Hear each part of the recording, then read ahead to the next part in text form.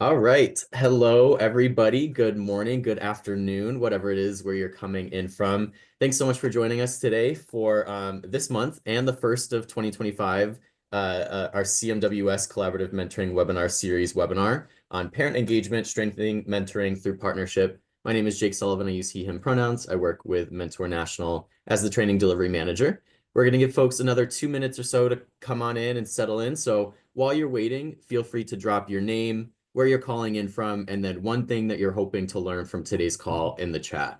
And so to do that, make sure that you click the 3 buttons on the chat box to make sure that everybody can see your message and not just the hosts and panelists. For folks who are just coming in, welcome. We're giving folks maybe another 2 minutes or so to get settled. And as we're waiting, people are going to be dropping your name, where you're calling in from, and then something that you're hoping to learn from today's webinar in the chat. Awesome. I'm already starting to see people coming in.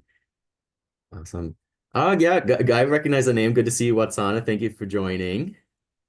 Jada, hello, hello. Nice to have you with us. Avis, awesome. So if you're just joining in, welcome to today's webinar, Parent Engagement, Strengthening Mentoring Through Partnership. It's the first part of a 3-part series over the next couple months on this topic. Really excited to be working with the folks that will be the main presenters for today. But we're just giving people another minute or so to join on in and get settled. So perfect. Oh, I'm starting to see all these amazing responses in the chat. Renee, always good to see you. Thanks for joining from Maryland. Tamara, hope I'm pronouncing that right, from Orange, California. Increased skills you're hoping to get. You'll definitely get that today. We have a really amazing group who are absolute experts in this topic. Awesome. John from New Haven, Connecticut, learning to get more engagement from family and community partners with mentoring. Awesome. Oh, perfect. So if you're just joining in, welcome. So happy that you're here with us. We're just giving folks a second to drop in your name, where you're calling in from, and what you're hoping to learn from today's webinar. Annie from Chicago is excited to learn how to engage parents more in our after-school program. Let's see, we got Charlotte from Hawaii, Big Brothers Big Sisters Hawaii specifically. Thanks for joining. Trying to see as many as possible. So happy to see so many people here. This is such an important topic, and we're really grateful that you're joining us today. Awesome, awesome. So with that, I'm going to actually continue on. As you might have already seen, this webinar is being recorded and it'll be sent out in about a week with the slides. Again, continue to drop your name and where you're calling in from and what you're hoping to learn in the chat as I'm going through this. But the webinar is recorded, so you'll get this recording as well as the slides and any other resources that we mentioned today. It'll also all be posted to our website.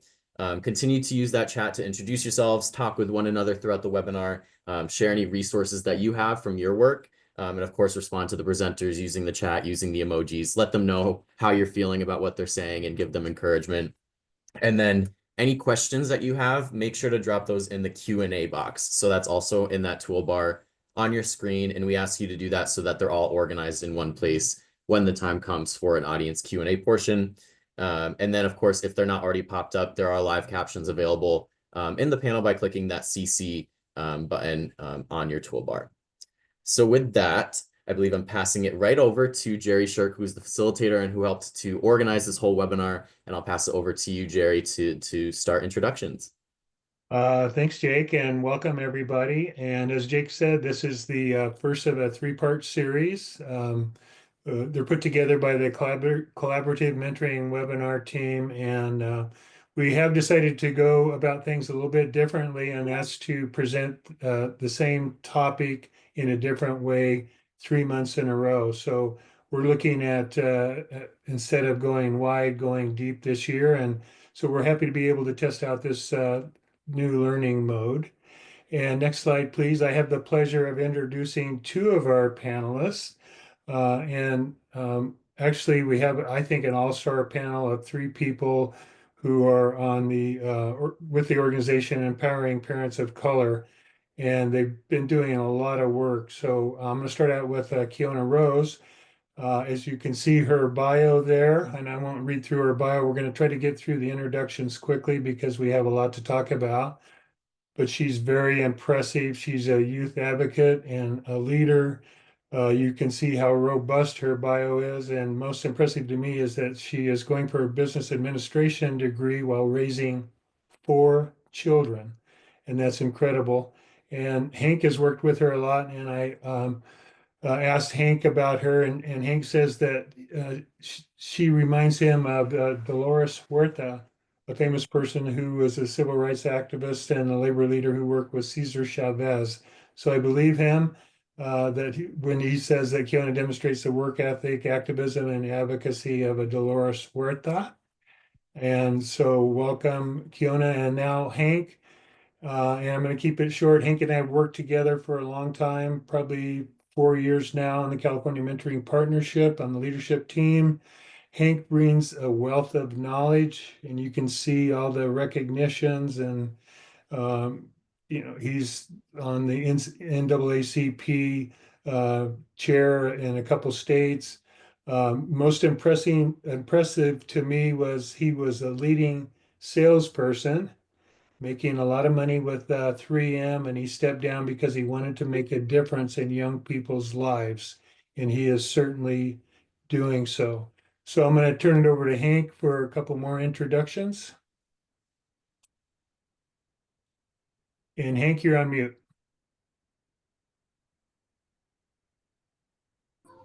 I'm so excited to speak about Jerry Shirk that I jumped ahead and did not remember to unmute. But anyway, um, what can I say? I mean, Jerry, in case you didn't know, he was committed to football. He was an NFL All Pro defensive lineman. I mean, can you imagine how rugged and tough football is? And his commitment to achieve that level of accomplishment and that same dedication Jerry has committed to the mentoring field. 30 years of being involved in youth development, TA assistance to other organizations on a national level. And Jerry brings a spirit, and if you don't know these individuals, but Jerry brings the spirit of John Brown. Jerry brings the spirit of Ed, and you may never remember this name, Edgar Chandler.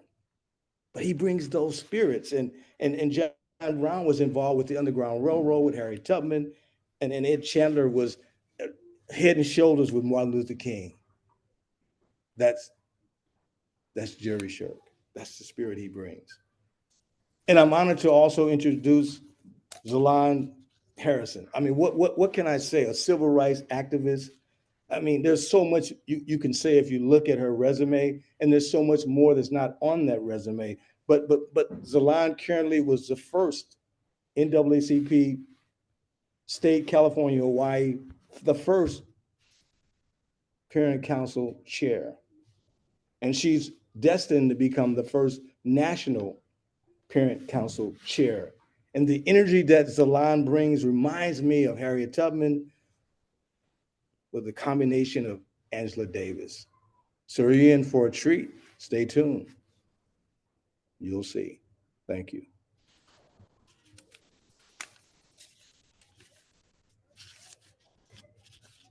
So next slide, please.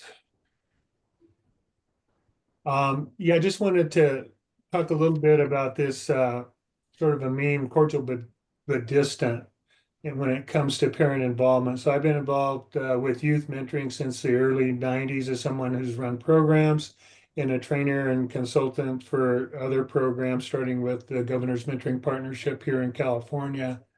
And in the mid 90s and early 2000s, regarding parent involvement, there were actually workbooks that promoted the philosophy be cordial with parents, but stay somewhat distant.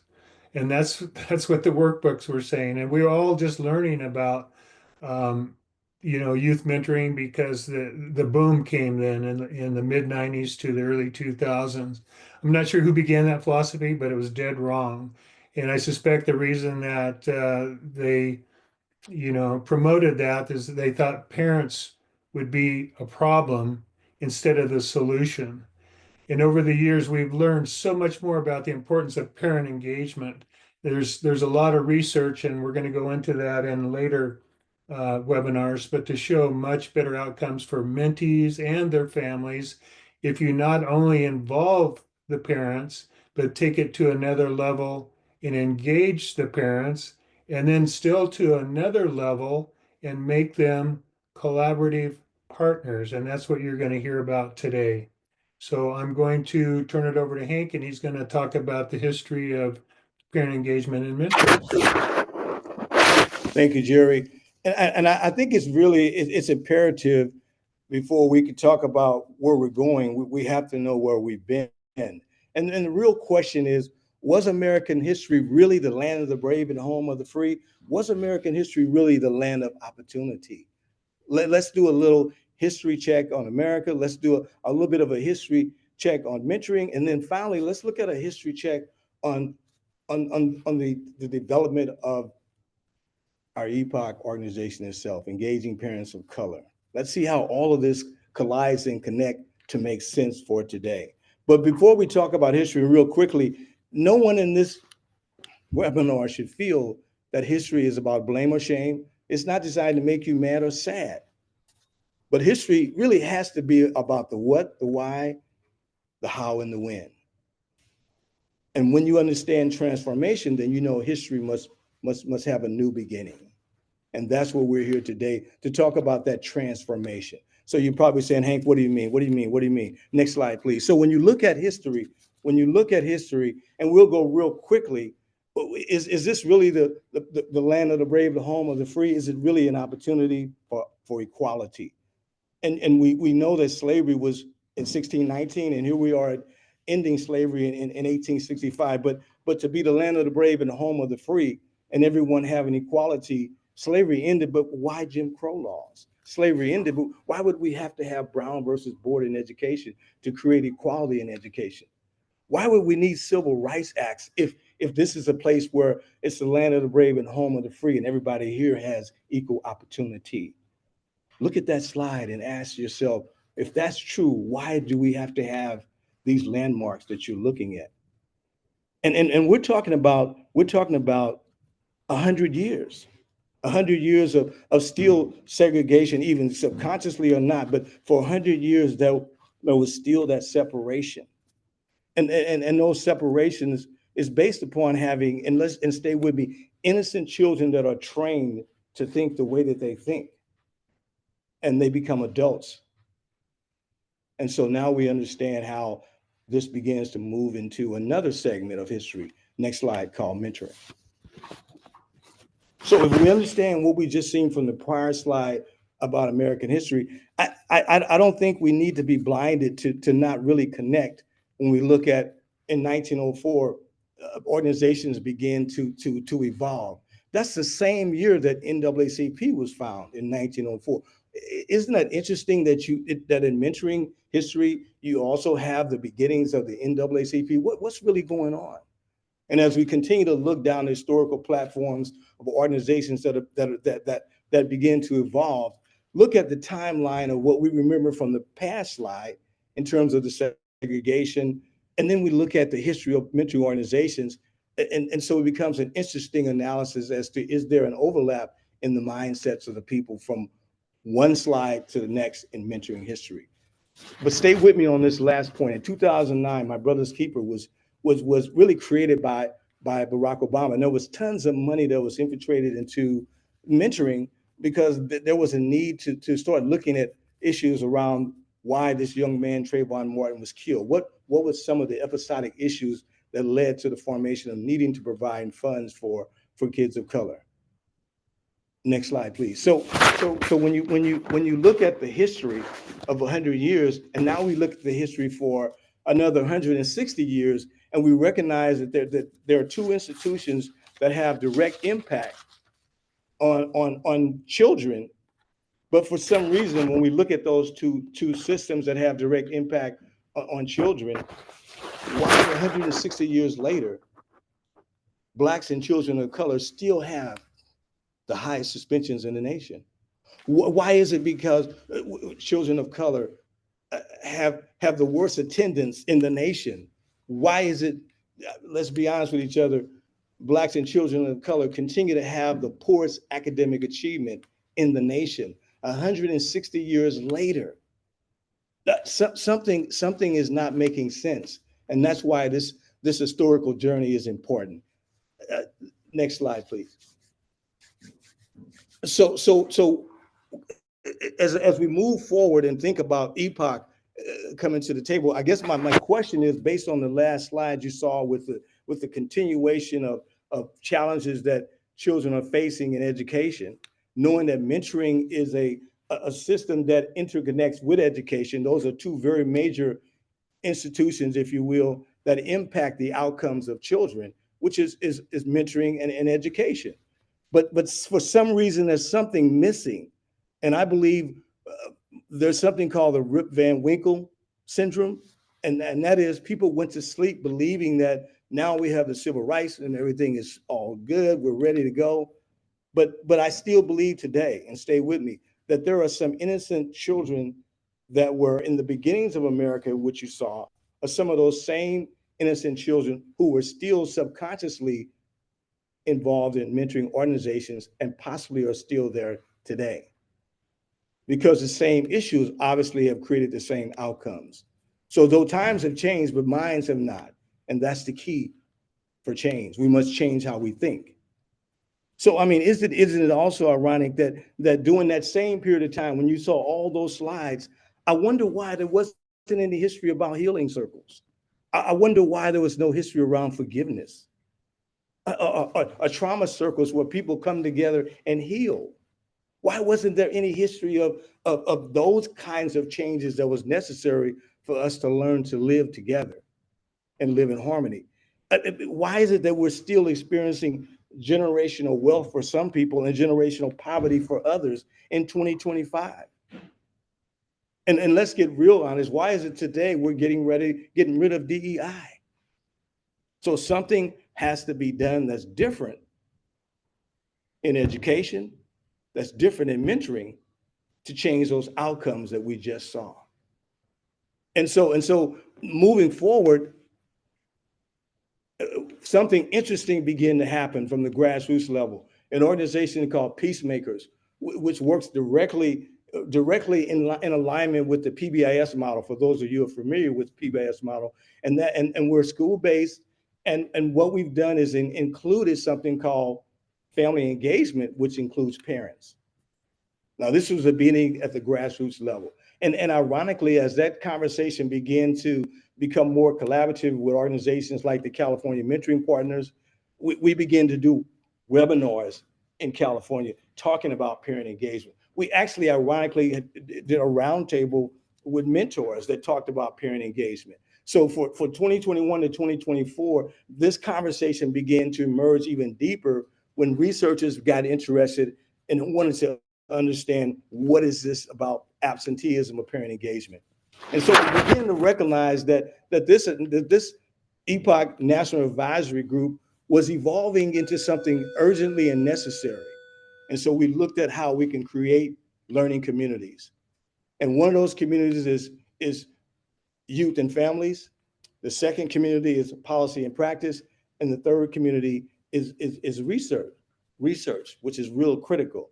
So Epoch's emergence was necessary at a time like now because no one had really addressed that missing piece called parent engagement. And we recognize the value of parent engagement as we look at the next slide. So why? I mean, I guess you all are probably looking back on all I've said about history and how we got to the point of talking about why focus on parent engagement. Here's some real critical reasons why, real swiftly as we move along. Research continue to show that when caregivers and parents are engaged in whatever a child is doing, sports, whatever it is, the child tends to have better outcomes. So that means if that research is true, then parent engagement should be a part of the educational system. That means that for mentoring, parent engagement should be a part of the educational system if research is validating the outcomes are better. Could it be that we found out that why caregivers have issues is because maybe some of those children that were trained a long time ago and became adults and got into this racism and segregation are some of those same children today still subconsciously dealing with that same bias? Are some of those same children today who are adults still dealing with white saviorisms? Are some of those same children today still dealing with deficit mindsets when it comes to people of color? And we have to be honest when we say that, because remember, I shared with you the money that came down in 2009, basically designed to work in behalf of the betterment of children of color. 2009, my brother's keepers, Obama. But when we look at the makeup and the population of those who are mentoring and serving, we have to be honest that majority of those mentors do not look like the children that they're serving. Majority of the mentors are not in the same socioeconomical class as the children they're serving. So could that be an underlying reason why there's absenteeism in parent engagement? Could it be that mentoring organizations is not the only culprit behind this situation in education, but is it permeated even into the public health systems? Is it permeated into the criminal justice system and the welfare system? Is this really an indicator of the school pipeline to prison? I'm not claiming anything. I'm asking you to think about it, because if you look at the prior slides, we have issues with attendance, behavior, and academics in 2025.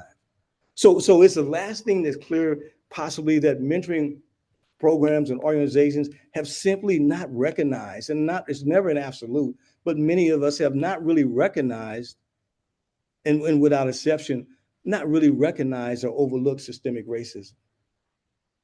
Is it still permeating in our society, but we've looked away from it again because of the Rip Van Winkle syndrome. So that's why we came together.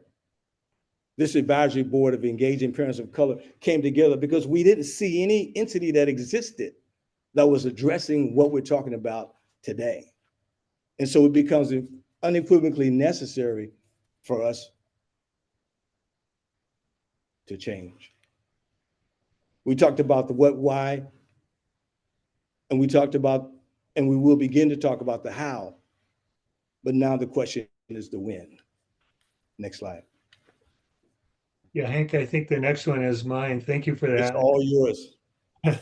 I just have one or two, and then I'll turn it back over to you, and then we're going to hear from those that have experienced some of what you were talking about, Kiona and Zalan. But you mentioned, and we had in the slide, and I created the slide and accidentally left this off, where you said that most mentors are white and most children are children of color from working class families. But I accidentally left off staff too. So most mentors and staff are white. Most mentees and their parents, of course, are working class parents of color. And so Dr. Goddard, who's on the EPOC organization, came up with this.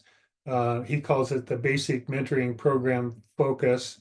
And so we put the title of the outdated mentoring model, just mentoring program and child. So that was the old way of looking at things. That was the old sort of cordial but distant. And next slide, please. So he came up with this and put parent engagement at the center. And he calls it the triple basis for mentoring. And we sort of subtitle it the updated mentoring model. And thank you, Dr. Goddard, for adding this. And so this is just to say, you know, and when I was talking earlier about cordial but distant, and it needs to be a different way. And we really believe that programs are waking up to this, that it's not only parent involvement, again, to another level, it's parent engagement. And then what you're going to hear today is parent collaboration, programs, staff, mentors, everybody collaborating together to make the best outcomes for the child. So next slide. And Hank, I think you have this conclusion. So Hank, unmute and jump in. So if you simply take a deep breath and digest all the history that was shared in somewhat of a fast sequence, it's really obvious, and it should be obvious, that today is an historical moment. It's an opportunity for us not to only talk about the the non-inclusion of caregivers of color, but to really have an opportunity to hear from them, to hear them express their challenges and their concerns. And this is not based on what they've read. This is not based upon a movie they saw. This is based upon lived experience with mentoring organizations. And it's not necessarily important to identify who the organizations are. That's not what we're here to do. But we're here to recognize that this is a very defining moment when you can actually hear from the customer to hear their truth. Next slide.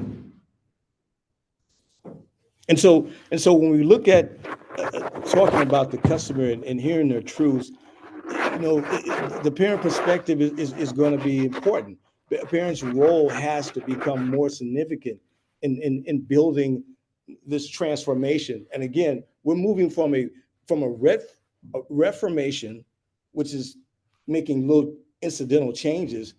We're talking about now a transformation where you're breaking something down and rebuilding it so that it creates the new outcomes that we're expecting. And so as we go to the next slide, we have a series of questions that we will be directing to our amazing amazing caregivers and our parents that are here on this webinar with us to give you their honest perspective. And so the questions are very simple. One is, why are parents and what are parents' expectations of mentors and mentoring programs? That's a great question to ask parents. What do they ask? When do we ever ask them? Question number two, what are the barriers to parent engagement in mentoring programs in schools? Have we ever thought about what those barriers might be that are major impediments to a major player in the outcomes of their child? And then lastly, what are some strategies for building effective parent mentoring relationships? And obviously, when you look at the historical perspective that was just shared with you, there's room for a lot of opportunities to look at how do we strengthen this strategy to make it work. So we're going to take the first question and then the series of the next 2 and 3. And there's going to be a 15-minute, if you will, conversation from these two parents to share what are their expectations of mentors and mentoring programs. So the clock starts right now for 15 minutes, and they're going to give you, again, their lived experience of how they have dealt with this expectation. You ready? Hey, everybody. Y'all are ready. Okay, I'm ready. I'm Salon Harrison, and I'm gonna tell you, if you're ready to get some phenomenal information and to be a changer in this world, you at the right place. I think Jake told us we have 300 people signed, so y'all need to get on them emails and them texts and tell people to pull up, show up right now, because y'all finna get some information that can change the world. And we got some more coming, but it's starting today. So we were supposed to be at 300 and we're a little short. I think it's a little bit more. So y'all need to let people know to show up, because we're going to share some phenomenal in real life information. So like I said, I'm Zalon Harrison. I'm a mama of 8, a grandmother of 20, 22 and 23 is coming up. I raised scholars. I was a teen mom. So my experience in mentoring was when I had a young Black boy, my first child. I had my first child at 14. I had 4 kids by the time I was 20. And my experience was I needed support, as of course a young mother would, right? So I reached out to resources in my community to help me, and I reached out to a program that offered mentoring, and it worked, and it was wonderful. And actually, some people in my family members knew this mentor, and when they found out that my partner had been released from jail and he had came home, they said, oh, we can't provide that mentor service for you no more. And I was like, huh? And this was working for my child. And so that was my first experience. And I never reached back out to receive resources or help. And that was a big hindrance, because that program did have things. And because my family knew this person who was chosen to be my mentor, it would have been a good situation. But because of the barriers of why they ran the program the way they ran it, me and my child was no longer able to receive that. So my expectations is don't come with judgment. Don't come with preconceptions of what you feel parents should be doing. Come with the skills and offering that space, that we can grow something, whatever your skill is, to offer my child that I may be lacking, but include me in the circle and include the whole child in the circle, because that child is going to be with me after your service is over. So not including me makes it a barrier for me to trust that you're going to do well with my child. Then I'm going to pass this over to my phenomenal sister here. I love this young sister. She's so powerful. Kiana, woo woo. Go ahead. Thank you so much, Salon, and everyone, for providing so much historic information and lived experiences. And I'm really glad to join in. A little bit about myself. My name is Kiana Rose. I live in Tucson, Arizona. I'm a youth advocate as well as a program facilitator. Um, I've been in youth advocacy for about 3 years. I aged out of foster care at 18. I started my career in youth advocacy because I was just so fed up with the way I was treated before I aged out. I felt like I didn't have enough support. I felt like I wasn't seen. I felt like I wasn't heard. So I started going through each of the lists of the resources because when I aged out, I got a thick stack of like my DCS case file and then a list of resources. And it was just a thick stack of paper, and they basically gave it to me, and they're like, "Good luck." I really didn't like that. So I went one by one through each resource and I got connected to a youth action committee. Then I was able to reach out to local and national organizations, and here I am now. But I wanted to share a little bit with you guys about my experience in mentoring programs, both as a youth in the foster care system as well as a parent now, because I'm a mother of four and I'm only 24 and I have four babies. So it's happened pretty quick. My experiences are vast, and I definitely want to try to share as much as I can at the time that we're given.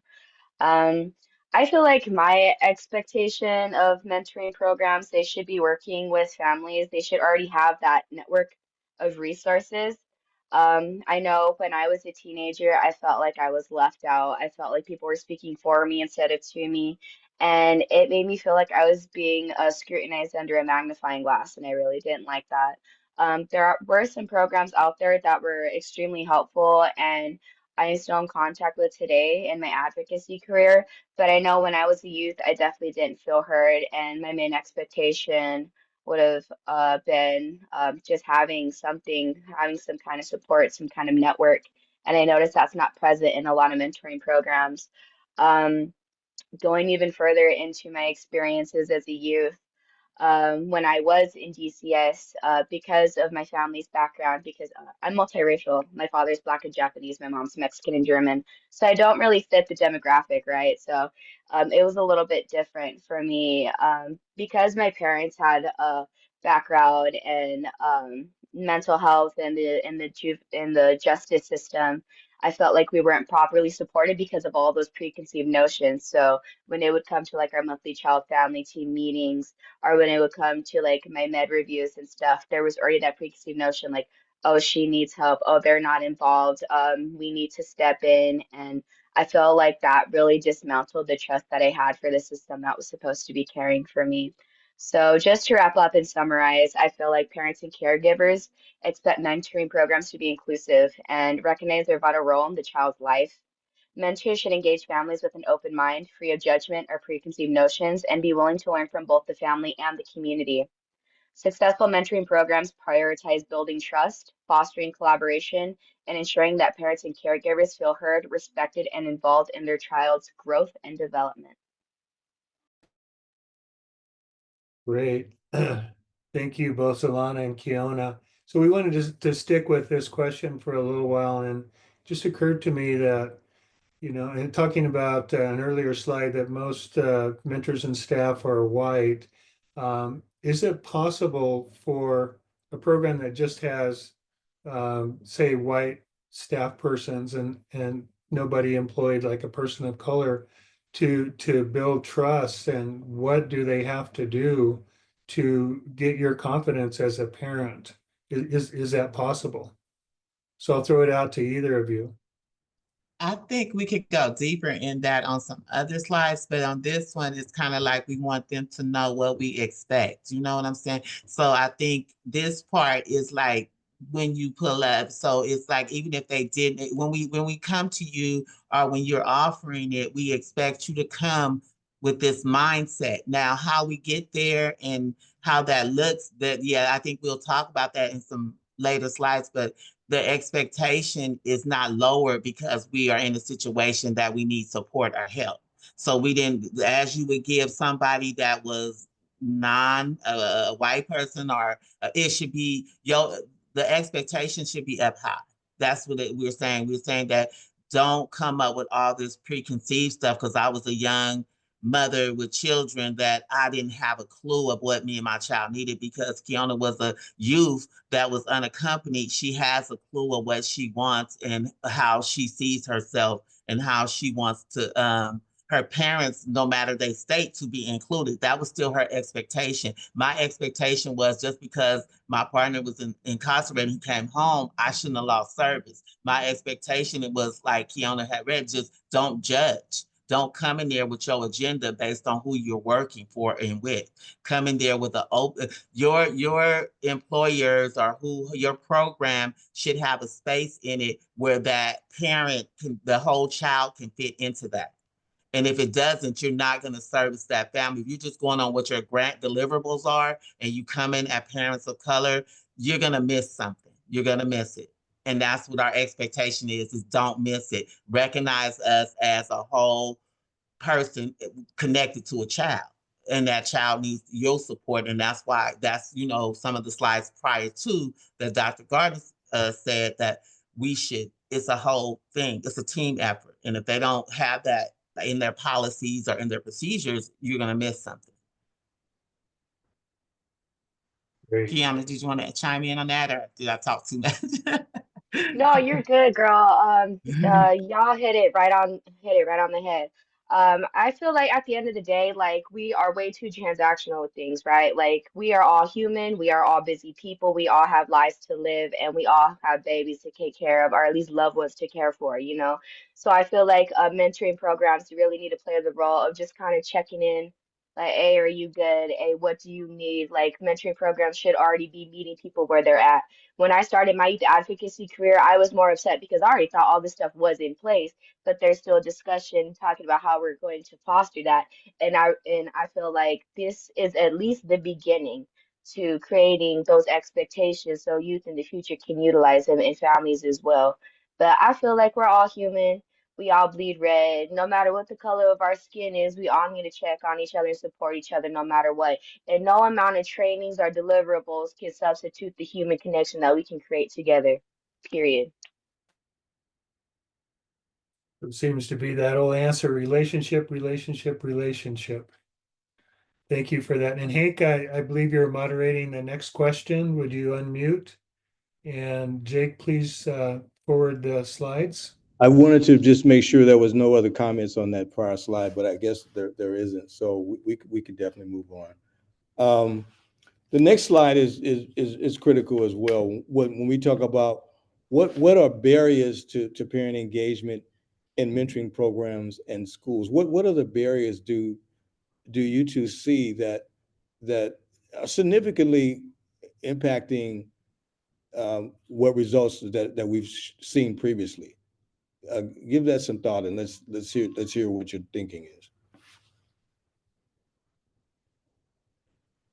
Kiana, did you want to start this one? I'll let you take the lead, Zillah. I'll follow Okay. you. All right. Okay. So I'm a mama of 8, like I said, and I have 1 left in high school, and I have 7 high school diplomas and 5 college degrees. So I have 3 left in college. And so I think I'm an expert on what the barriers are. Because I have, I look at resources for me and my children to advance. So I really feel the lack of representation with culture. So when you servicing all different type of cultures, you need to recognize all different type of cultures. So I think the assumption for me was a lot of the barriers where there wasn't a welcome space. The space wasn't for all people. It was for a certain group of people. And then when you don't fit in that space, it's like, how do I ask the question? How do I get information?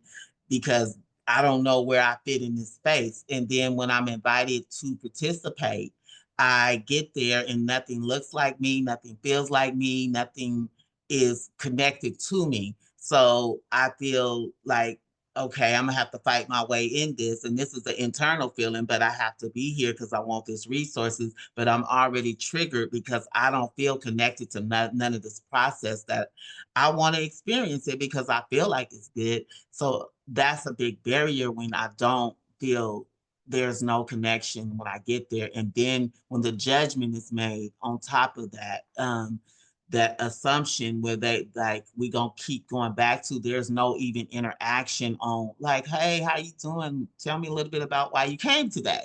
You know, none of that. It's just, oh, you're here. No, fill out this, or you don't get this to fill out. We're full, or whatever the case may be. It's just nothing you too ghetto, or you too, you know, when I express myself, you know, it's like, oh, you're too aggressive. Oh, you know, it's so like, do I tone down, tone up, talk less, talk more, all that. And I shouldn't have to feel that way when I'm just seeking a resource. And these are a lot of time mentor programs are resources for our most neediest group, our group that has, you know, other challenges. And it's just, I feel that when there is not a space for parents to authentically come in, that's a barrier. So complete. Kiana, go ahead, take it from. Thank you, Zalan. I wanted to share that since I have four babies, my oldest is going to be 5 in March. He's going to be starting school soon. So my babies aren't in school yet, but that's why I wanted to launch to start the conversation because I haven't had that experience in enrolling my kids in school and having that experience with mentoring programs yet. But based on my experiences when I was in school, my take on this is that the greatest barrier to mentoring programs is a lack of accessibility. People can't get what they don't know about, right? So I feel like there's just not enough community connections. Like I remember going to the guidance counselor because I was really depressed and like misusing substances as a teenager because of what was going on at home. I was expecting either to be connected to a mentoring program, some kind of like, you know, something to do with nature, like something to help my creative outlet so I can like heal. There isn't any of those systems. So I feel like there's just a lack of accessibility that's present in the mentoring program, that's present in the foster care system. There's just a lack of connection everywhere. And I feel like that's what we really need to emphasize. And another barrier is work-life balance. You know, when my kids start school, it's going to be harder for me to go from work to pick up my kids and then come back and do my remote work and so on and so forth. So I feel like being realistic, another barrier is many parents are unable to really show up in the spaces as much as they want to because they are so busy, as well as, you know, the preconceived notions, you know, like everyone feels some type of way about something, and that keeps us from actually connecting. So I feel like a vital role that mentoring programs can really play is like being that like icebreaker and kind of meeting people where they're at and breaking that down.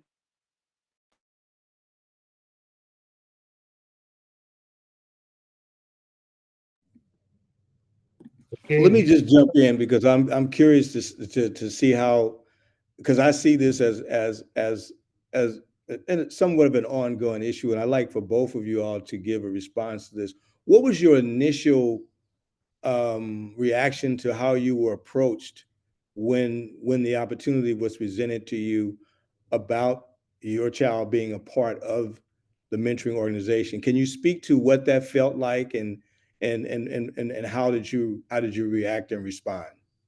I'll stop and listen. Well, for me, I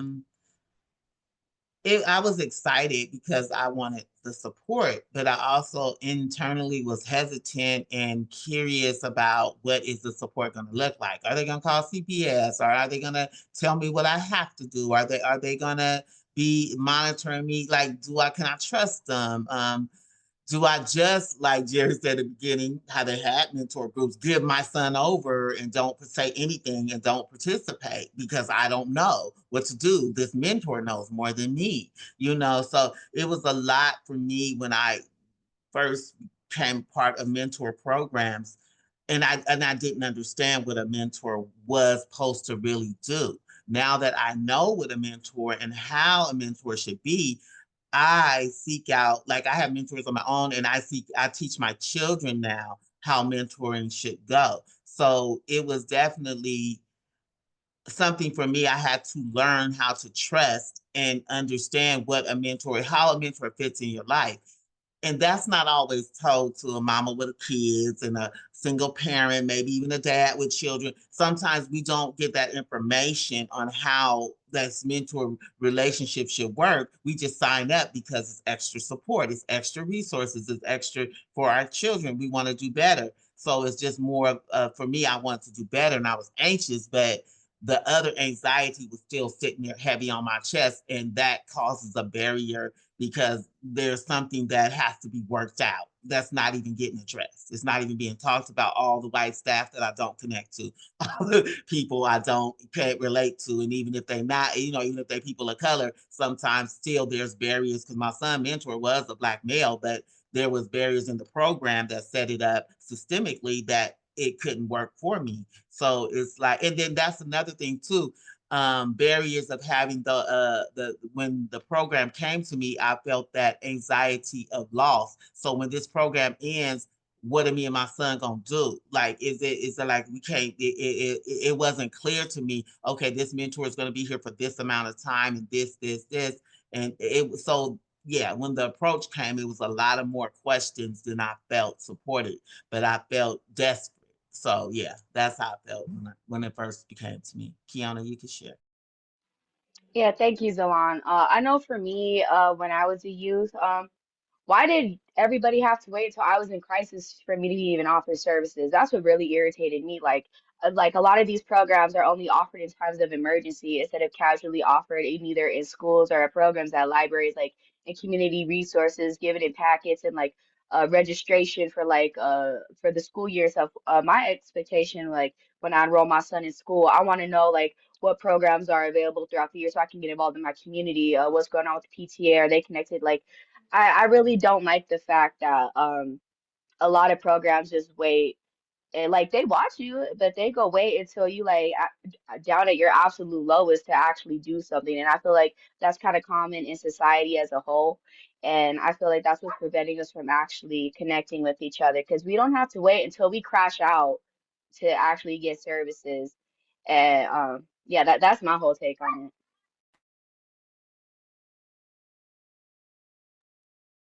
it. Great. Those are some very interesting comments that I find is necessary for us to really be able to hear and listen because it's like anything else. First impressions are critical. I also wonder on another deeper subject since we're on this matter here before we move on were your expectations from a cultural perspective um, puzzling to you to see an individual that maybe you felt may not have been understanding who you were and there was a mutual uh, camaraderie, if you will. How could you speak to that? Well, I think that's kind of like what I was saying about the mentor programs need to be more clear with the parent on what this role, why is this mentor present? Because a lot of times, like for me, I was just anxious to have a mentor. They was just trying to fill quota of getting mentees. So I think that because we're humans, we connect in different ways, and that those ways need to be clear and defined for a lot of reasons. So the mentor won't end up being something they're not, and the parent won't expect the mentor to be something they're not, and the child doesn't have expectations on the mentor that's not going to be fulfilled. So I think that getting that role clear from the beginning, like if it's a math mentor, if it's a life skills mentor, what is that role of the mentor and the parent reiterating that role. So when it ends, when it gets difficult, or if there are challenges, or if there's something needed, or there's a relationship that keeps going back to that center point of why the relationship of the mentorship is there. I think that would help all that's involved, because when we connect, we sometimes don't have clear connections and things get cloudy, and sometimes we gotta disconnect to reconnect. Go ahead. Interesting. Kiona, you had a comment? Yeah, I also wanted to share some additional insight from my perspective as a youth in foster care. Um, when I was a youth, a lot of these programs would come up and talk to me, and I would constantly have to reiterate my life story, my traumas, my triggers, and constantly have to facilitate this connection with another person that's just paid to check on me. And I felt like it was just very transactional and realistic. And I feel like another barrier present was that, like, I didn't know what was going on with my parents. Like, I would be like, hey, do you guys know what's going on with my mom or my dad? Oh, we can't speak on that. Or like, I know my parents would be worried, like, where are they taking my baby? Like, what are you guys doing? Like, I feel like there wasn't enough consistent communication, and in turn it re-traumatizes the child because there's no real communication. And I feel like a lot of mentoring programs should take into consideration, like, at what point in the life they're stepping in to like engage the child and really trying to be more meaningful in those approaches, because I've had some mentors that have just been completely transactional with me, and I've also had a mentor that I still talk to that has been really supportive and has stuck by me throughout my homelessness and all my other lived experiences. So the way in which we approach things and engage families and include them is really important. It can make or break a youth mentality for the rest of their lives. Wow, that's pretty deep. That's quite deep responses there. Let's move on to the third question, if you will. And I want us to think about this one because this one is I mean, all of them have been important, but it would be great to hear from you in terms of expressing what you think are the strategies. I mean, you're the customer. We don't often ask the customer what do they think. It's often like corporate America. They tell you what you need, but not necessarily ask you what you think and what you want. And so there's that disconnect. So this question opens up an opportunity for parents to really speak to what are strategies for building an effective parent-mentor partnership. Let's hear what you all think is important. I'll stop there. You want me to go? You want to go first? You go ahead, Zalon. I'm gonna try to drop a link in the chat. Okay, all right. So some things I feel is effective is definitely, like you said, having the triangle effect, the parent, the child, and the mentor, and centering it around the whole child, whatever program you serve, whatever one you have, centering around the whole child, offering some offering a space for connection where you can get to know and build a safe connection for that family. And if your program doesn't meet the need of that family, that you are offering an opportunity for that space, or referral. So having relevant resources that, so your program only does math tutoring, and this child may need some life skills or some other things, that you have relevant resources for that family. You're not just a program that's disconnected from the needs and the resources of the people you're serving, and have cultural things to invite all people in that you're serving. So don't just have everything in one language and then you don't have it in other. Don't have brochures that only represent one group. And then try to look into your staffing and have things in your staffing. If you have an all white staff, but you have some white people that understand Spanish and or understand the Black culture and our language, and you have white people who understand different cultures, because you can be white. I have children I've raised that are not my biological children. I have 8 biological, but I raised other ethnicities of children because I was a foster parent. that were white, but they shared the Black culture. So they understood how we cooked, how we talked, how we dressed, why we did what we did, how we responded. So I wasn't seen as an aggressive, angry Black woman, and this was a white male who knew that because he knew how Black women talk sometimes, some of us, not all of us. So just not coming with that hat on, all Black women are aggressive, so I have to be okay. No, you don't. You have to be open to learn other people's cultures. You have to be open to set that presence, because you're giving of yourself when you're saying you're going to be a mentor. So if you already closed down with bylaws, policies, and how things are supposed to go, or your preconception of that other ethnicity you serving, you're not going to maximize that relationship and be able to be effective in your mentoring services, because you got barriers of your own that you may need to get support with. So I'm complete. Kiana, did you want that? Yeah, sorry, y'all. I was trying to drop a link in the chat from my LinkedIn profile because I saw some questions on like how like mentors can actually show that they care. And I feel like that letter that I wrote for my court-assigned special advocate, which is known as the CASA, can really answer a lot of those questions. I'm actually going to be speaking a little bit more about it in their lunch in April here in Tucson. But I feel like some strategies that I feel like have been most effective in my advocacy career um, really started at my last child family team when they were kind of telling me about like my rebellious nature because I used to run away and talk back. I didn't really care what was going on because nothing was working for me. And I straight up told them, I looked everyone in the table in the eye and I told them, at the end of the day, I am living through these rules and regulations that y'all are putting me through. Y'all don't want me to end up acting like my mom and my dad. Well, I have no choice but to show y'all why I act the way that I do. I have no choice but to rebel against these oppressive rules that y'all are putting against me. And that really set the foundation to empower me to continue the work that I'm doing. Like, I don't want any youth to ever feel so cornered to the point where they actually have to say that to people that are actually trying to support and care for them.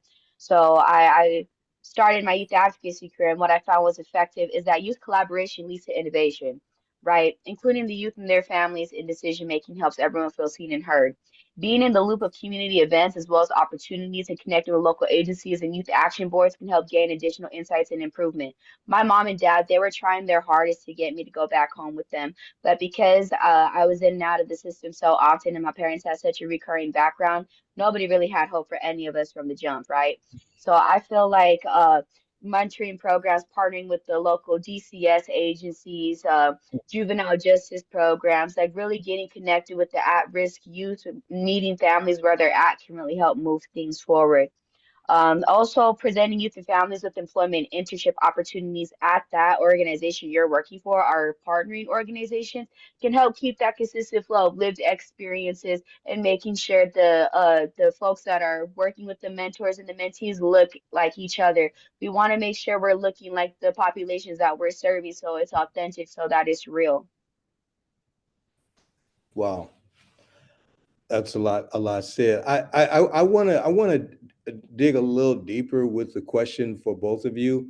And if you reflect back on a slide or slides that I presented prior to about the historical movement that has positioned us to be where we are today, it was real clear that two major corporations or entities or systems, whatever terminology you want to describe, when we talk about mentoring and we talk about education, talk about public schools, I'm wondering as parents, how do you see the value of these two institutions, education and mentoring, supporting you in a collective to give and to assure that your child will have a better outcome? What's your thoughts about that collaboration and the value of it, given that both are in some ways a challenge without engaging parents like we expect? What's your thoughts? I feel that the parent involvement, I'm gonna just kind of reflect to what you said to how do we transition from parent involvement to parent engagement, kind of on that what you said. And it's more so if you know your organization, and I'm gonna just keep going back because y'all, that was an example used, like has an all-white staff and most of the mentors are white. So if you know that that's what you're working with, those are tools you're working with, most of the time you guys have a nonprofit and you collaborate. So collaborate with organizations like I have my own nonprofit called the Black Parent Resource Center that I'm growing in a different direction. So, but it's like collaborate with your PTA, collaborate with your other parent groups that may be around your youth groups. If you have like the YMCA, collaborate with other organizations who do well with serving parents and students and children of color. Don't sit in your own little silo and say, oh, we just tried. No, if you want to really work on it, collaborate with others. So, like I said, when those referrals come, when those things come, parents can get involved with your mentor organization because you're not just offering mentors that don't look like them or mentors that don't know their culture. You're offering a resource. And yes, our mentors may not have that, but we can connect to other things as we build that, and we'll build with you, and we can connect you to things that make you feel safe, because you don't want your parent or your mentee to feel like, if I don't go along or get along with you, that I'm destitute. You want them to feel like, no, this is a resource. Yes, I have a white mentor, but they connect me to this and they connect me to that, and they also help me with this. They may not can't relate. And my daughter, that's actually what happened. She had a white mentor, and that mentor actually connected her to leadership, youth leadership things. She wasn't good at a lot of other things, but those are the type of things I would say would get is one thing that can shift from parents being involved to being engaged. I'm complete. Go ahead, Kim. I know for me, I feel like the main question we should be asking is what is your guys' relationship with your local continuum of care? I feel like something that's both common in mentoring spaces and educational spaces is that there should be a connection with the local continuum of care. If it's a continuum of care outside of any kind of service, that should be the main point of contact to connect with the community and kind of start like that network. And also, what are we providing families once they complete the program? Is it anything of value? Is it like employment opportunities? Is it something in the career development? Like maybe it's a letter of recommendation for like a youth and the skills that they demonstrated throughout the program that can get them their first job. Or maybe it's a youth and a family that's involved in either the juvenile justice system or a parent or guardian that just got out of prison, like maybe writing a letter to their PO or to the justice court about the strengths and attributes that they demonstrated throughout the program that could be beneficial to society, that shows that they've changed. Like I feel like really uplifting the positive aspects of these families and the youth that we're working with can really change the outcomes of how youth perceive justice systems, the court systems, the mentoring systems, the educational systems. Even for educational systems, like how are we connecting with youth? There's interns at colleges that are pursuing degrees in social work. Are they working with mentoring programs? Are they volunteering at group homes? Like I feel like there's a lot of questions that need to be asked, and I don't have all the answers, but I feel like there's at least a lot of questions that could be asked in the right spaces that could facilitate that conversation and push it forward. So the questions that I'm asking you today, what I would ask is that you guys take these questions that I'm asking you and ask them to your bosses, to your supervisors, to facilitate that conversation and see where it can go, because there's a lot of connections that could be made and there's a lot of youth that could be reached and families that could be helped when they're in at-risk situations that could be prevented through these kind of interventions. Fiona, can you talk about a little bit more on some of the resources? Because when you do, I just wanted to hear that. When children are connected in a system, how does that look with the continual care, like the mentoring? I do know when like youth either complete like a rehabilitation program or they do like a job employment program, the continuum of care kind of funds a lot of those local programs. I know here in Tucson there's like Goodwill. They work with like other organizations to help youth find employment. Goodwill also works with like local schools to help youth get like diplomas and like credit recovery. I feel like a lot of mentoring programs could really help there, like doing little pop-ups there, like, hey, are you interested in this or that? Like, I feel like a lot of mentoring programs can really connect with educational systems and the continuum of care, either it be for educational, substance abuse, mental health. Like, I feel like the continuum of care is kind of like the core body that a lot of mentoring programs can connect with to connect with all the other resources that are present in the community, like mental health art shows, like 5K runs, bike rides. Like there's a lot of ways in which families are out in the community and they have these resources available to them that they find throughout the community. And I feel like either the city or the continuing care kind of like helps get that out there. So are you basically driving a point that mentoring organizations should be more in the mindset of not just working directly with the child, but perhaps moving into a family support um, kind of structure in terms of looking Yeah. at the family needs overall? What's your thoughts on going deeper in terms of the mentoring relationship? I'll stop there. Yeah, thank you, Hank. My biggest philosophy is that youth collaboration is innovation, and it takes a village to raise a child. So where is that village? Let's make that village. I just feel like there's a lot of connections that need to be made, and I do know that there's a lot to take on, right? Like as a caseworker from what I've seen and from what I've heard, like working in continuums of care in the past, is like they have a massive workload.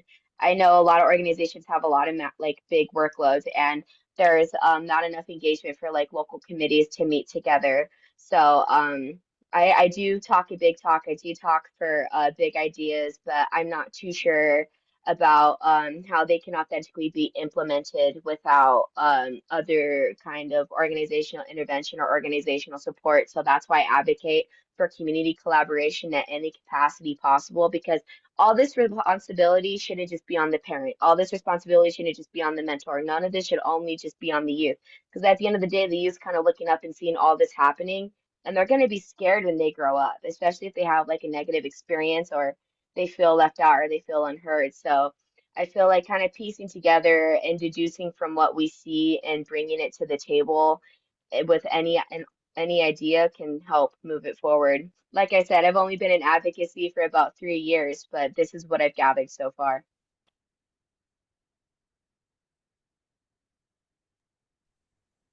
And I Your just wanted thoughts, to, Salon? I'd like to I'm hear from sorry. you, Salon. What's your thoughts? Yeah, I feel that it's a couple of ands. I just feel that that space should be there. Again, I go back to creating that space where when you write up your deliverables, when you write up how you're going to do a program, when you start doing the structure of things, you have to add in the fabric that space for to get to know people, to implement things that maybe not what y'all normally do, but this is how we need to meet this family's need. And just at looking at the flexibility and offering access where it's normally denied, like in those spaces where it's safe, but it's not the normal space. They don't have to come to, like there's not already a pre condition going on. There's the child hasn't been in trouble, there's just a parent looking for a resource, or you're just open to a grandparent finding and say, hey, how do I get into this? Or going to school sites when they have back to school night, and you not targeting just, a certain group of kids, but you're looking for families and students who meet, y'all can, develop a robust service and really get the needs of the child met, and also having that parent build their self-esteem, knowing, not saying that the mentor is responsible for anything but the parent knowing I picked a good mentor, I picked a good resource, or I did, something for my child that's gonna benefit my child. And I think that's the mentoring services need to include the parent with those ups and downs, with the progress and the inclusion, that they're accountable, that where their accountability lies, and where the mentor can also share, the mentor program, I should say, can also share how they're inclusive of communities and parents in serving the child. So it's not just a one-sided thing of information sharing or service providing, or the disconnect on how the child feels things are going, or the youth feel things are going. Everybody can share the same page and also have access to sharing the purpose and going back to center, and giving that gives people a way to build trust in the process. Because a lot of the times I feel we hit the hiccups because we don't communicate and the trust is not there.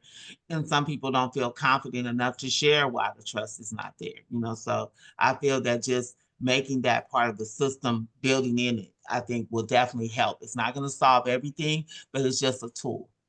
I'm complete.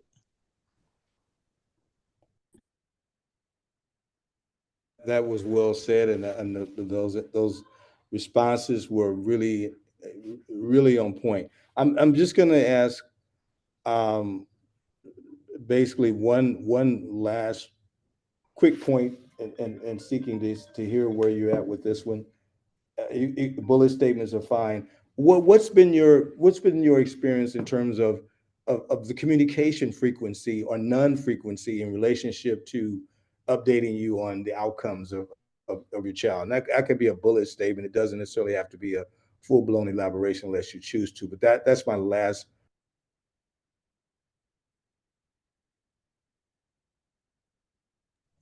I'm sorry, he went out. So I think, was he asking the last bullet there? I Just the remember. last bullet point was what's been Okay. your experience in terms of the communication updates in terms of the progression of the child? Did you experience the communication frequency, or was that sort of stagnant and not happening as much as you expected? Speak to that in terms of which is valuable to know how much you were communicated with along the way. Kiana, did you want to go? Yeah, okay. Yeah, I can go ahead. I know for me, communication was pretty uh surface level. It happened like monthly at like normal like child family team meetings. Um, I know for me, as an adult now with my kids, I'm not in any mentoring programs, but I do know when I do reach out to see if there's any like available, it's kind of pretty, it's a quick response that things aren't available, right? But like when I was a youth, trying to reach out about like updates or like where if I'm still going to my program, if it's still available, it was really quick to hear that it wasn't available, but when it came to like updates about like what's going on, like what is the point of this, or like are they coming to my next meeting, it was always slow. So what I'm trying to get you guys to catch on to is the fact that like responses were always quick when it was something negative, but when it came to like updates and it was something good, it was always drawn out and it took a long time. Well, a couple of things with communication with me. I'm disabled. I was diagnosed with dyslexia when I was in second grade, and so that was early when special ed first came out.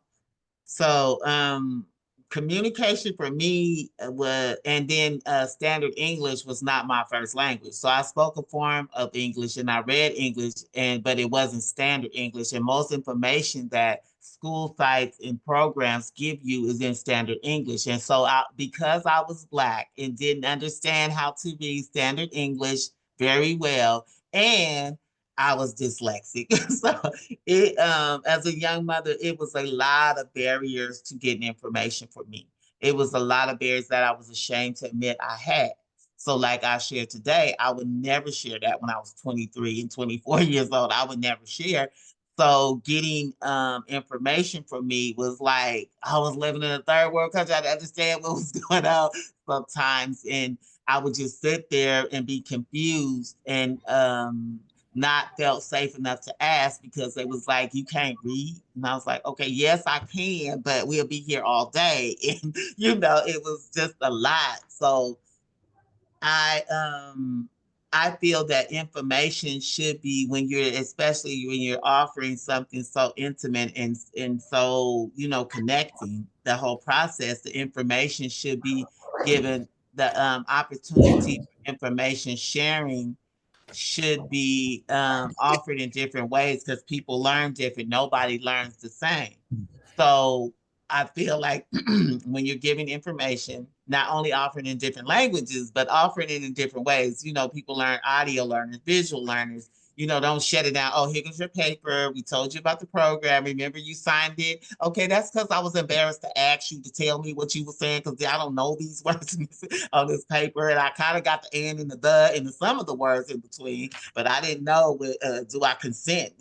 Whether sometimes you don't know vocabulary words if that's not in your non-standard English speaking home, you know. So I feel that's when we talk about information sharing and, you know, communicating like that, those were the barriers when I was a younger mother and didn't have access or didn't know things that I could, if someone presented me with a decision like that in writing or a program, I would be hesitant to ask the questions I should have been asking.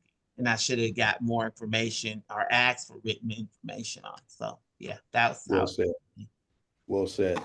I want to at this point applaud our panel for excellent transparency and going deeper in terms of what the issues really are. And my take on this meeting of the minds is that obviously from an historical perspective, you looking back on the history that we shared, obviously there's some hangovers, if you will, in terms of these innocent children today, which are again coming from generations of these innocent children, still in some ways, either subconsciously or indirectly or directly, somewhat still programmed in the mindset of what history showed us for 160 years. And so I'm seeing that what I'm hearing parents say is that there needs to be an understanding of the culture, and that may include having some time you spend learning about the history of the people that you serve. I'm hearing these parents say that partnership is important to them, that they're more interested in not just being involved, they really want to be engaged. And I'm hearing that there's perhaps is a real need for not just those who are mentoring their children, but also management boards, that there's a higher level of need for change and understanding in order for this transformation to become real. So it's a whole upside down, excuse me, turnover that has to happen in order for the mindset to change. And again, that's coming from leadership to those who are in the trenches in the organizations that are doing the work. I'm hearing that though it's never been done from history, but I'm hearing that perhaps there needs to be some restorative circles that have to take place, not only in education, but also in mentoring and perhaps other systems. I'm hearing that there needs to be some healing circles to take place so that some of this carryover that these innocent children are still carrying today perhaps would help mediate or get rid of some of that baggage that's affecting the collaborativeness of the partnerships that we're seeking to have today. So it's a lot to digest, but I'm also believing that as we go forward in part two, some of this information will become a clear revelation in terms of the how. And so Yeah, I'm Hank, I wanted to give our participants, we have 6 questions in the chat. so I was going to stop right here, Yeah, and then I'm that's going to okay. allow those that are having questions. And Jerry, if you're there, would you take the lead in making sure that we start to unravel the questions that are being asked? It's back to you, Jerry. Sure, thanks. And Hank, you take a look too and jump in there with any questions that you see that are pertinent. And thanks so much, Salon and Kiona, for sharing your life experiences and your expertise. And so there's one question that came in for Kiona, and you had talked about having a transactional mentor. The question is, was there anything specifically that a mentor did to let you know they genuinely cared? That's Kiona. Yeah, thank you. The mentor that I still talk to, she stuck around and always messaged me at least like once a month, like, "Hey, are you okay?" And I used to run away a lot, and I would always see her texts, but I would never respond to them. But like, it was the fact that she remained consistent and trying to reach out to me. I would respond to her and tell her like, "Hey, I'm still alive. Do you want to meet me at a Subway and get me a sandwich?" And like, she showed up. Like, I thought she would call the police or like let my CPS worker know. And she just came and she got me a sandwich and we kind of just talked about life. And that kind of reminded me like, wow, like, okay, there's someone in the system that really does care. I should probably go back to the group home I went back to the group home. They had to do my intake all over again, had an emergency CFT meeting, and I started attending meetings again. Like it was an ebb and flow. But I really liked that she just kind of stayed and cared. And she would kind of message me sometimes like, hey, like we just got a $250 like clothing voucher. Let's go shopping. So I would go shopping with her. Sometimes I would tell her about like how I don't feel like going to my court hearing today. And she would kind of go and like kind of brief me afterwards. And that really helped because I didn't like being in court settings. That was really traumatizing for me to kind of like sit in a courtroom and kind of feel scrutinized because I don't want to listen to what everyone's doing. So she would go and then she would meet with me afterwards. We'd go get pho because I like Vietnamese food. She listened to my interests. She listened to like my fashion stuff. She listened to my comfortable. Like she met me where I was at, and I really liked that. She did that. And she would update me. She'd be like, "Well, what do you want to do next? If you do run away, can you please let me know?" Like she seemed like the only person that actually saw me as a human being and not another case number, if that makes sense. I really Okay. liked that she just went the extra mile for me and showed up for me in court and would update me afterwards and take me out to eat. Well said. All right. Great. I've got another one here, and this person qualifies this question. Uh, they say, I know this isn't true, but what would you tell a new, inexperienced program staff person who sees chaos and turmoil within a mentee's family as a sign they don't care for their child as much as families that are not in turmoil? Is that question for me? I can, I mean, we can all answer. Go ahead. If you want to start, jump in, Keon, I'm with you. I'll follow up. Oh yeah, I can go first. I'll try to keep it short and simple. I know for me when stuff was going really bad with my family and my counselor reached out to me, the best thing to do is to just show that you care. Like, hey, I know there's a lot going on, but I'm here if you need me. Or if you can't even text or contact the youth because they're a minor or they don't have access to a phone, like if you're able to see them face to face and just tell them like kind of like be like intentional, like, hey, like there's a lot going on and you're very strong and I appreciate you. It's just something insightful, something intentional, just showing that you care. My response to that is that it's really about it's about how do you build the relationships from the beginning. And if you build relationships in the beginning, as Alon spoke to this very eloquently, when you build relationships in the beginning around trust, and your inclusivity is not just the child only, but your inclusivity is engaging with the family and with the parent, then a lot of issues like what you just described becomes not a secret to share with you because there's trust with you. And based on that trust, that gives you the opportunity to then find resources that are not only applicable for the child, but apparently resources that are applicable for the whole family. But the guard goes up if there's no trust, because I don't know if you're going to call CPS. And that's why it's critical from the beginning. How do you build that relationship from the beginning? And I want to That's share, I want to chime, I'm Go sorry. ahead. I'll stop and listen. Go ahead. I just want to chime in on that really quick. Just to say is that also looking like one thing Kiana said, sometimes if you see the situation is chaotic or something's going on where you feel the parent is lacking, don't insert yourself, but you can show your concern by saying, hey, I noticed that, your lights were off or you didn't have food or that, I'll go with you to the food pantry. Not saying I'll go buy food for you, so you're not the savior, but I'll show you where the resource is. Or if you have to deal with something challenging and you're avoid dealing with it, I'm not going to fix it for you, but I'll go with you.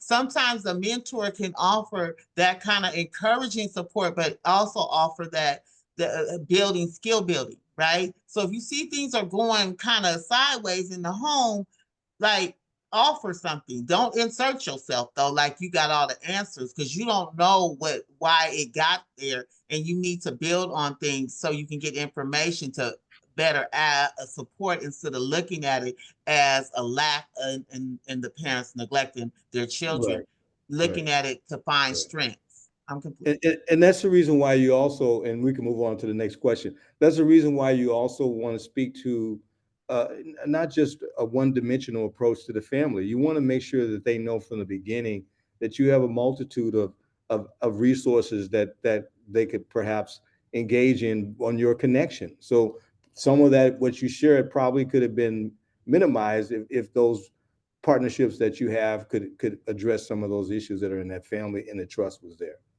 Hope that helps. Next question. Cool. And I would also say, having worked with a lot of programs, that chaos in the family does not mean that parents love their children 1 ounce less. It just means that there's chaos in the family. And I think programs sometimes just think, well, if there's all this chaos going on, the parents are doing the wrong thing, then they blame the parents, and that's when they want to distance themselves from the parent. Another question is, I noticed with my program, a lot of our caregivers misunderstand our roles and see us as therapists and babysitters. So it probably means that their mentors are seen as therapists or babysitters to give the caregiver a break. So what would you say to that program? How do they remedy that?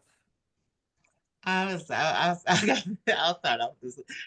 If you see that that's what that parent needs, one thing, start giving them resources to get a break. Like here's a place where you can, because I see you man offers friendly suggestions, and then also it's another thing of defining why we are even in this partnership, defining Exactly. that, like Exactly. going back to. Okay, so I'm here to mentor for math. I'm seeing, kind of just, and then when you build that trust, you can have those conversations without being combative, right? Because it's like we've had communication. I speak to you every time you bring the child. I'm noticing and ask the parent, what is this experience like for you?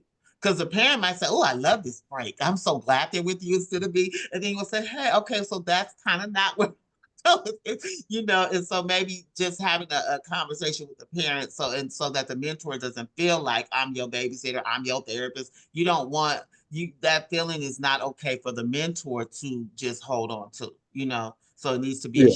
shared process. Yeah. Okay, I'm The long and short of that is that you at the inception of building an agreement, that should be something that should be clearly defined, that you're not a babysitter from the jump. And if that's clearly defined in the language, then there's no reason why that should be your problem. So you have to be clear about what your boundaries are, and you have to dig deep and expect those boundaries to be respected. Next question. Well, I think we're about 2 minutes from closing, and we want to honor everybody's time. And I want to thank Hank and Zalan and Kiona for a wonderful discussion, a rare discussion, and especially Zalan and Kiona from their perspective as mothers, kind of exploring the system. And I think I counted they have a total of 12 kids and 23 or 24 grandkids. So there's a lot of experience talking right there. And we want to invite you to the next two webinars also. So Jake, if you'll move the next slide. Um, oh, Hank, you want to give out the invitation for folks to get involved? Well, if you want to drop this in the chat, I'll see if I can drop it in the chat. It's hroberts@peacemakersinc.us. And also too, if you want to if you want to get involved with engaging parents of colors, just put your email in the chat also. That would be a great move. Yeah, To do and that. just saying we want to get involved, and it'll be forwarded to us. And so we would love for you to join the activities. And next slide, please. Couple closing slides. Here's the slides for additional resources. There's technical assistance available through your local affiliates. There's a link for Mentoring Connector, and the National Mentoring Resource Center is one of the best places for any types of materials and assistance that has to do with youth mentoring. And next slide, please. Please take 3 or 4 minutes to complete the anonymous survey that will be coming to you. Within a week, you'll receive an email with information how to download the slides, recording, and resources. And again, thank you for coming.